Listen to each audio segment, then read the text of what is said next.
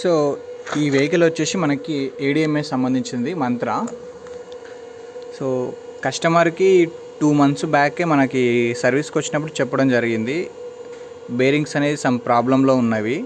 So ప్రస్తుతం bearings మార్చాలి అంటే సరే అనేసి తీసుకెళ్ళడం జరిగింది. నెక్స్ట్ టైం తెస్తాను అని చెప్పేసి మళ్ళీ రాలేదు. 2 months తర్వాత మళ్ళీ ఇప్పుడు రావడం జరిగింది.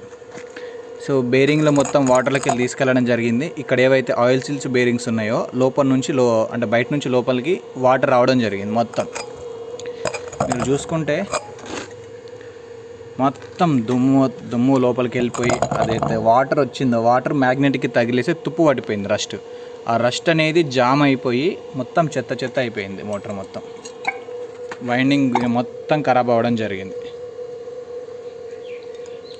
సో ఏదైనా చేంజెస్ ఉంటే, ప్రాబ్లమ్స్ ఉంటే జనరల్ సర్వీస్ అనేది కంపల్సరీ చేయించుకోండి. 4 months 6 months అనేది ఇలా చేయించుకోకుండా మనం అలాగే నడిపేస్తే పరిస్థితి చాలా ఘోరంగా అయిపోతుంది. ఒకవేళ మోటార్ పోయిందంటే వేలు పెట్టాల్సి వస్తుంది.